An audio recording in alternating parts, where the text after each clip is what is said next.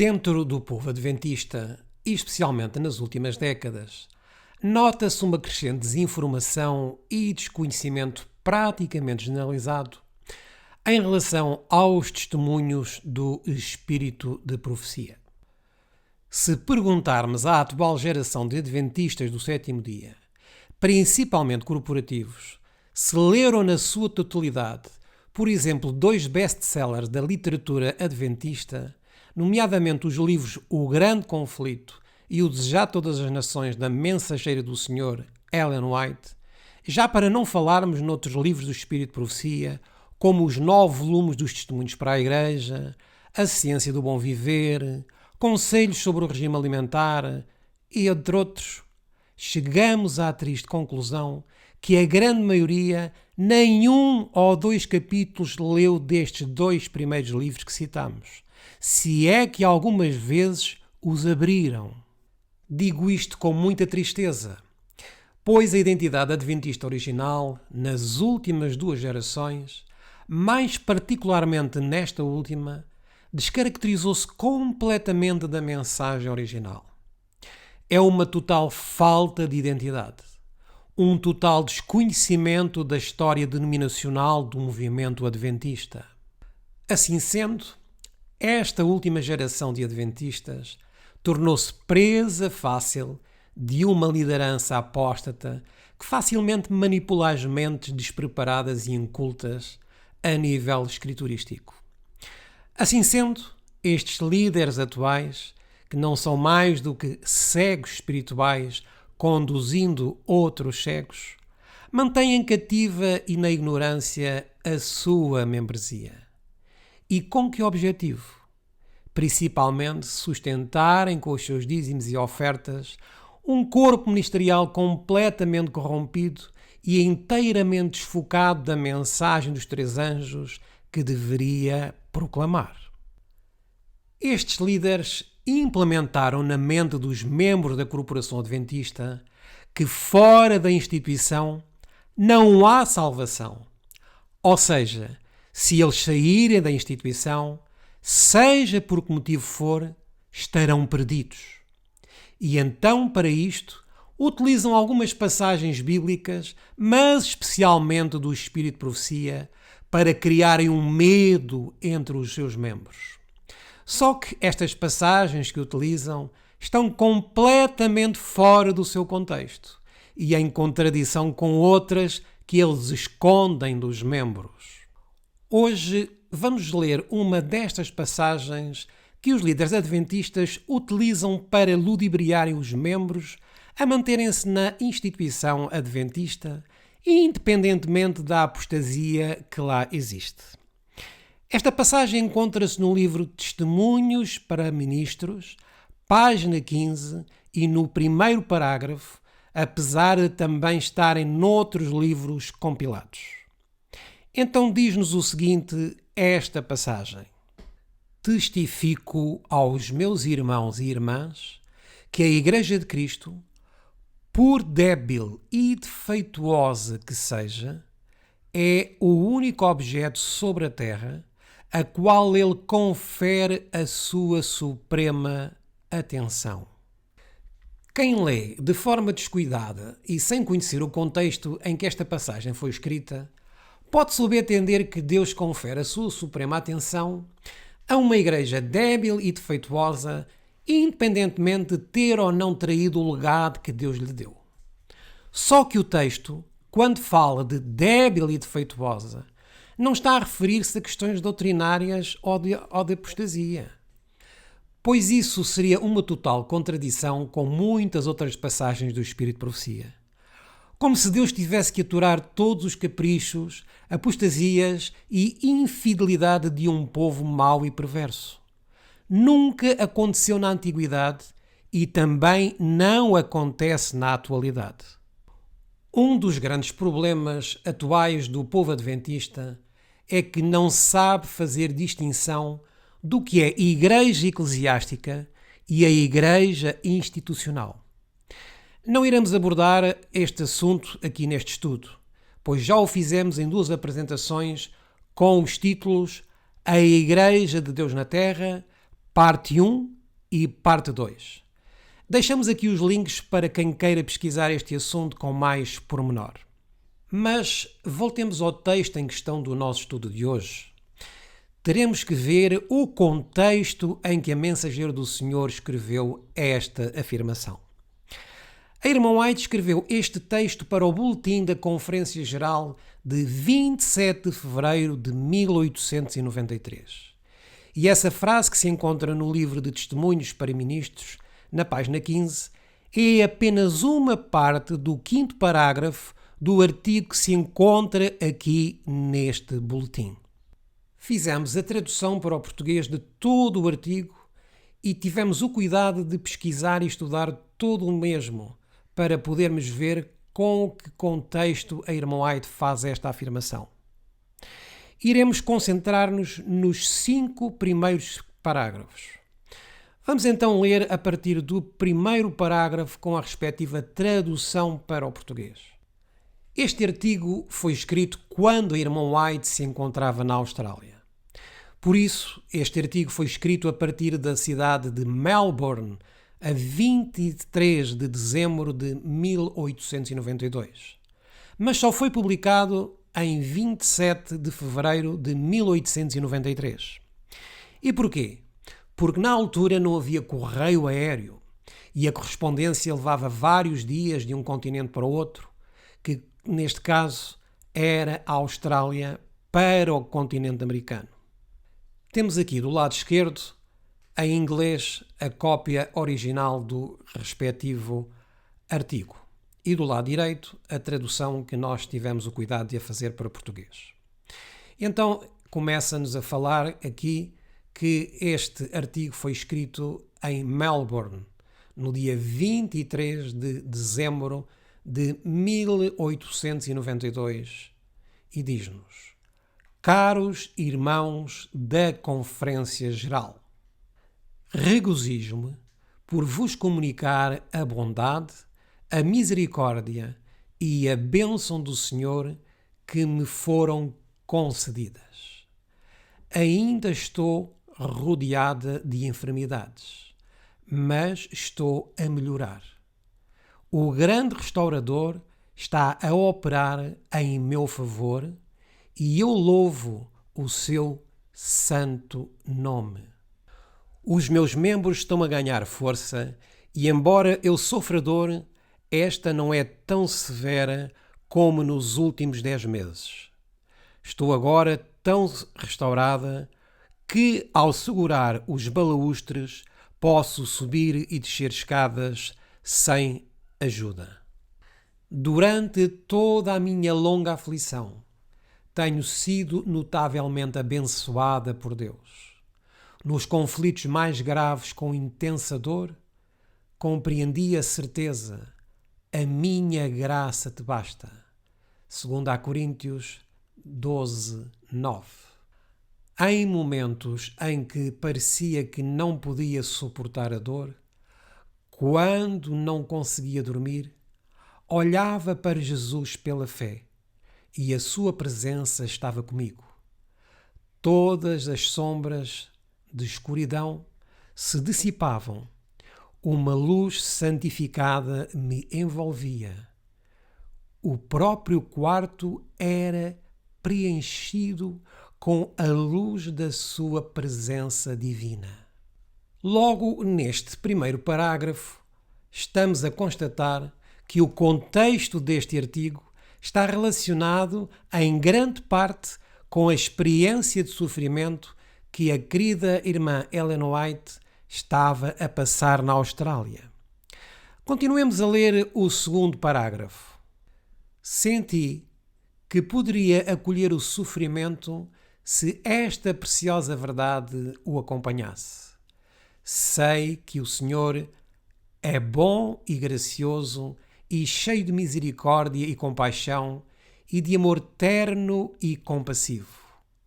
Na minha impotência e sofrimento, o seu louvor encheu a minha alma e esteve nos meus lábios. A minha meditação tem sido tão reconfortante e tão fortalecedora, pois pensei em quão pior condição eu deveria estar sem a graça sustentadora de Deus. A minha vista mantém-se comigo. A minha memória tem sido preservada. A minha mente nunca foi tão clara e ativa em ver a beleza e a preciosidade da verdade. Que ricas bênçãos existem! Com o salmista eu poderia dizer: e quão preciosos me são, ó Deus, os teus pensamentos, quão grandes são as somas deles. Se eu as contasse, seriam em maior número do que a areia. Quando acordo, ainda estou contigo. Salmos 139, 17 e 18. Estas últimas palavras expressam os meus sentimentos. E o que é que diz aqui? E a experiência. Ela está a testificar de uma experiência que tinha tido. Quando acordo, o meu primeiro pensamento e expressão do meu coração é: louvado seja o Senhor. Eu amo-te, Senhor. Tu sabes que te amo.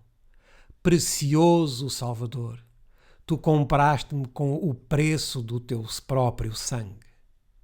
Ela tinha fortes dores, mas sustentava-se em quê? Em Cristo Jesus. Consideraste-me de valor. Eu não teria pago um preço infinito pela minha salvação. Tu, meu Redentor, destes a tua vida por mim, e não terás morrido por mim em vão. Dar-te-ei esta vida para cooperar contigo na salvação da minha alma. Esta era a oração da irmã White quando estava com dores há 3 meses. Desde as primeiras semanas da minha aflição, não tenho tido dúvidas quanto ao meu dever em vir para este campo distante. E onde é que ela estava a escrever? Perto da cidade de Melbourne, na Austrália. Estava muito longe do seu lar nos Estados Unidos, no ano de 1892. E ainda para mais distante que estava, ela se encontrava bastante doente. E mais do que isso, a minha confiança no plano de meu Pai Celestial, na minha aflição, tem sido grandemente aumentada. Não posso agora ver todo o propósito de Deus, mas estou confiante de que fazia parte do seu plano que eu fosse assim afligida e estou satisfeita e perfeitamente à vontade na questão. Com os meus escritos que irão neste correio, desde que deixei a Austrália, tenho escrito 200 páginas de papel de carta. Não poderia ter feito toda esta escrita se o Senhor não me tivesse fortalecido e abençoado em grande medida. Nunca uma única vez esta mão direita me falhou. O meu braço e ombro têm estado cheios de sofrimento, difíceis de suportar, mas a mão tem sido capaz de segurar a caneta e escrever palavras que me vieram pelo Espírito do Senhor. Vemos aqui que, apesar de tanto sofrimento, ela continuava com a sua mão direita a escrever, com já 3 meses de dor. Estamos a começar a entender o contexto, meus irmãos. Tive uma experiência muito preciosa. E vejam o que é que diz aqui.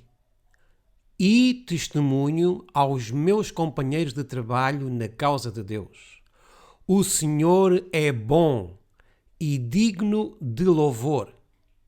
Ela própria estava a dar o seu testemunho. E o que é que ela estava a testemunhar? Testifico aos meus irmãos e irmãs que a Igreja de Cristo, por débil e defeituosa que seja, é o único objeto sobre a terra a qual ele confere a sua suprema atenção. Ela estava a testificar do seu próprio sofrimento, que apesar dela ser débil e defeituosa, devido a tanto sofrimento que tinha que suportar, assim como outros membros do corpo de Cristo, eles são o único objeto sobre a terra a qual Deus confere a sua suprema atenção. Todo o contexto, como vemos, meus irmãos, tem a ver com o seu testemunho pessoal e não especificamente sobre a Igreja Adventista ser débil e defeituosa com as suas apostasias e heresias.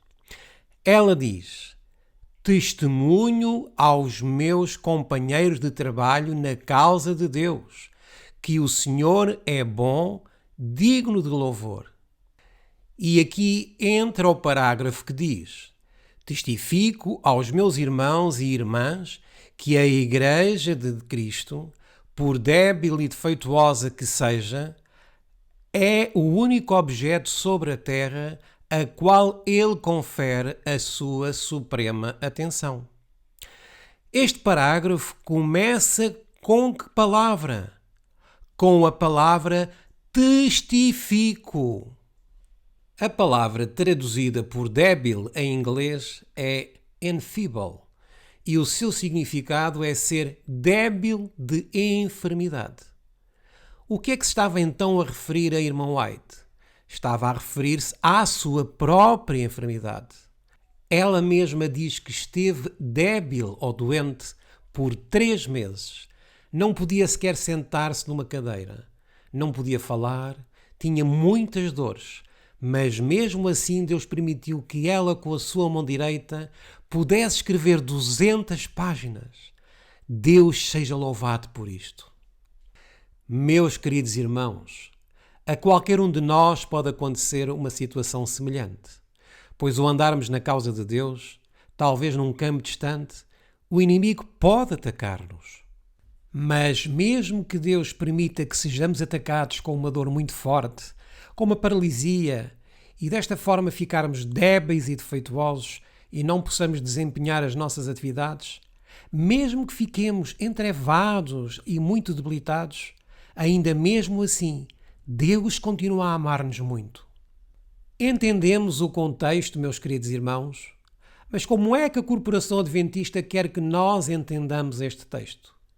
Que mesmo que usemos dos métodos, por exemplo, das 30 madrugadas dos jesuítas, com os projetos Calebs, mesmo que tenhamos união com o Estado e com esta relação destruamos assim a mensagem da Reforma para a Saúde, com um programa de vacinação diabólico, ou com práticas de abortos nos hospitais adventistas, ou com o investimento dos dízimos em empresas de armamento de guerra, ou na Bolsa de Valores, mutilando completamente a mensagem dos 3 anjos, ou com a ADRA dizendo ser uma sociedade filantrópica, mas que em grande parte serve os interesses dos seus administradores e colaboradores ao estar unida ao Estado a fim de receber verbas astronómicas e de não assim evangelizar por este motivo.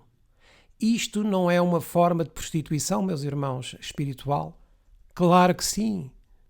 Mas apesar de todas estas coisas e muitas outras que nem vale a pena aqui citarmos, esta Igreja Corporativa continua a dizer que é o único objeto sobre a terra que Deus confere a sua suprema atenção.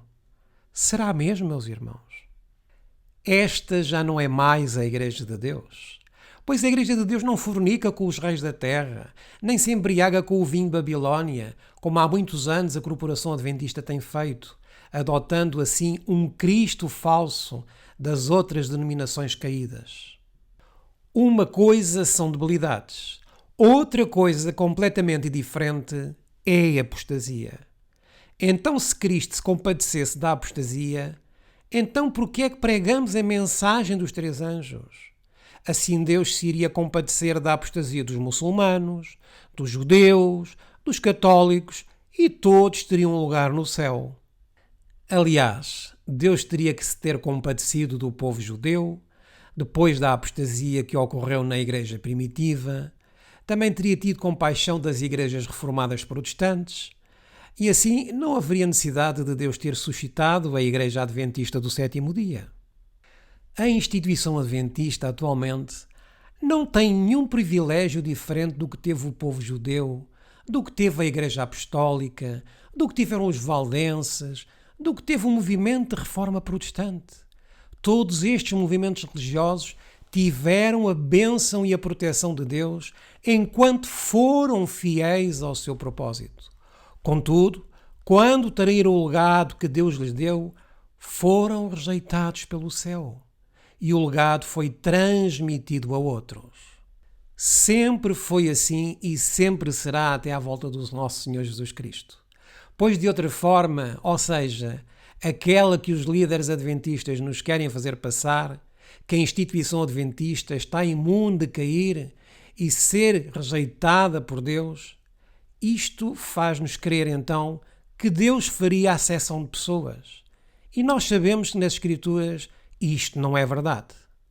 Vejamos o que é que nos diz Romanos capítulo 2 e versículo 11, confirma-nos precisamente isto que estamos a dizer. Porque para com Deus não há acessão de pessoas. Não havendo para Deus acessão de pessoas, todos seremos julgados pela mesma norma da justiça divina. E a instituição adventista não é exceção. Mas o que é ensinado hoje dentro da instituição adventista é que mesmo que eu continue em apostasia, Deus continua a amar-me no pecado. Mas, meus irmãos, isto é uma mentira inventada por Roma.